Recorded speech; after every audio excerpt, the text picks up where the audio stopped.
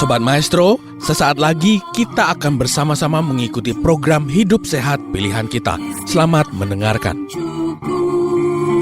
Membuat wajah berseri, diet yang seimbang, tubuh terlihat indah, udara yang bersih, jadikan hidup semangat, pengendalian diri, itu pemenang sejati. Hidup sehat, anugerah Tuhan. Hidup sehat, sangat berharga. 10 hukum kesehatan. Mari kita mulai dengan prinsip yang pertama untuk saat ini, yang disebut dengan sebagai prinsip kondisi. Ketika membahas makanan, maka kita harus memperhatikan kondisi seseorang yang akan mengonsumsi makanan tersebut. Prinsip kondisi ini memiliki pengertian bahwa makanan yang kita makan dengan segala unsur nutrisi atau nutrien di dalamnya dan fitokimia di dalamnya akan memberi manfaat kesehatan yang berbeda-beda untuk setiap orang dan setiap kondisi tertentu. Sehingga ada yang disebut dengan istilah kondisi beda, prioritas nutrisi juga akan berbeda. Saya kasih contoh misalnya, ini perbedaan antar orang. Tentu saja kebutuhan nutrisi anak-anak akan berbeda dengan kebutuhan nutrisi pada orang dewasa. Kebutuhan nutrisi seorang laki-laki akan berbeda dengan kebutuhan nutrisi seorang perempuan. Kebutuhan nutrisi pada orang yang biasa berolahraga akan berbeda dengan kebutuhan nutrisi pada orang yang tidak biasa berolahraga. Kemudian ada juga yang mulai ditemukan saat ini adalah ternyata orang yang memiliki variasi genetik tertentu akan berbeda respon tubuh terhadap makanan dibandingkan dengan orang yang tidak memiliki variasi genetik tersebut. Bahkan lebih luas lagi, lebih besar lagi, perbedaan budaya antara satu orang dengan orang yang lain akan menyebabkan perbedaan kebutuhan makanan orang-orang tersebut. Bahkan yang lebih luas lagi yaitu ketersediaan makanan di pasar ternyata juga patut mendapatkan perhatian karena itu akan menyebabkan perbedaan kebutuhan makan dan kebiasaan makan antar orang. Ini contoh-contoh perbedaan yang terjadi antar orang. Tetapi untuk satu orang saja, maka kebutuhan nutrisi juga bisa berbeda. Misalnya, ketika seorang ibu itu hamil, akan berbeda dengan kebutuhan ketika dia tidak hamil. Ketika seseorang ibu itu sedang menyusui bayi, maka kebutuhan nutrisinya akan berbeda dengan ibu itu ketika tidak menyusui bayi. Ketika orang itu sehat, akan berbeda kebutuhan nutrisinya dengan ketika orang yang sama itu sakit.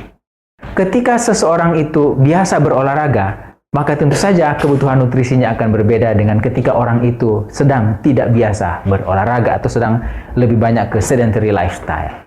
Nah, kita melihat bahwa per orang, antar orang maupun per orang, ternyata memiliki juga hal-hal yang menyebabkan sehingga kebutuhan makanan, kebutuhan nutrisi itu akan berbeda-beda satu dengan yang lain.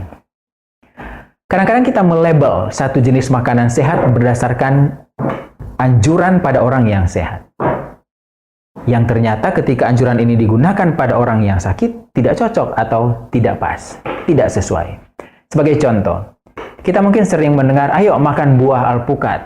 Alpukat itu adalah buah yang sehat. Ayo makan alpukat banyak-banyak. Nah, buah alpukat dalam keadaan sehat dan kemudian disuruh makan dalam jumlah yang besar, mungkin tidak akan menyebabkan masalah pada orang tertentu. Tetapi, ketika hal ini diterapkan pada penderita penyakit gagal ginjal yang belum dicuci darah, maka makan banyak buah alpukat ini justru akan memperburuk penyakitnya, akan menyebabkan terjadinya peningkatan kalium atau yang kita sering dengar dengan istilah hiperkalemia, dan kemudian menambah perburukan fungsi ginjal dari seseorang, dan akhirnya malah kita mendorong orang tersebut kepada satu keadaan yang tidak kita harapkan. Kenapa? Karena pada keadaan gagal ginjal, kemampuan untuk mengatur keseimbangan mineral kalium di dalam tubuh dalam hal ini kemampuan ginjal untuk mengeluarkan kalium yang berlebihan ini menjadi sangat berkurang.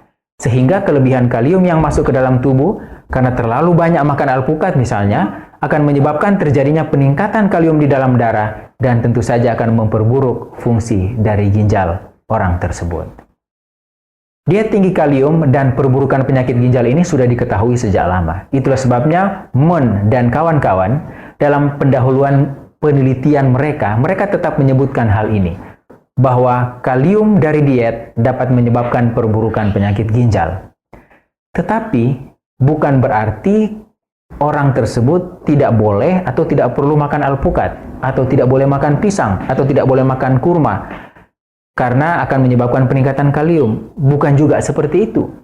Pengertian di sini adalah makanan-makanan tersebut harus dibatasi, harus diatur jumlahnya, kecukupannya dengan sangat ketat. Bahkan penelitian dari Moon dan kawan-kawan yang tadi, mereka menemukan bahwa pada pasien yang memiliki darah tinggi, ini harusnya diberikan lebih banyak kalium. Sementara pasien yang memiliki penyakit darah tinggi dan juga mengalami penyakit gagal ginjal akan menjadi kesulitan karena darah tinggi butuh kalium yang lebih banyak, sementara penyakit gagal ginjal membutuhkan kalium yang lebih sedikit. Mana yang akan kita lakukan? Penelitian Moon dan kawan-kawan ini menunjukkan bahwa ketika seseorang yang darah tinggi dan kemudian memiliki penyakit gagal ginjal, maka dengan memberikan kalium yang cukup diatur dengan sangat pas jumlahnya, outcome-nya atau hasil atau keadaan dari pasien ini akan justru semakin baik. Berikut ini adalah tabel jumlah kandungan kalium pada bahan makanan. Bapak dan Ibu bisa melihatnya. Nah, dalam keadaan sehat, maka makanan-makanan ini akan mempermudah kita mendapatkan jumlah kebutuhan kalium yang hampir 5.000 mg per hari. Tetapi dalam keadaan sakit tertentu harus dibatasi sampai hanya sekitar 2.000 sampai 3.000 mg. Tetapi ingat, bukan dipantang, bukan dihindari, justru harus dimakan, tetapi dalam jumlah yang sangat terukur. Kondisi seseorang akan menyebabkan jumlah kalium yang dimakan berbeda satu dengan yang lain. Nah, dari contoh di atas kita melihat bahwa kondisi penyakit seseorang akan menentukan apa makanan yang tepat untuk orang tertentu. Kita tidak bisa menyebutkan bahwa bayam sehat untuk semua kondisi tanpa melakukan pengukuran jumlah asupan, karena bayam juga memiliki kalium yang cukup tinggi. Selain itu, makanan juga dipengaruhi oleh kebutuhan individu, terutama apabila berada dalam keadaan sehat. Tentu saja, makanan anak-anak akan berbeda dengan makanan orang dewasa.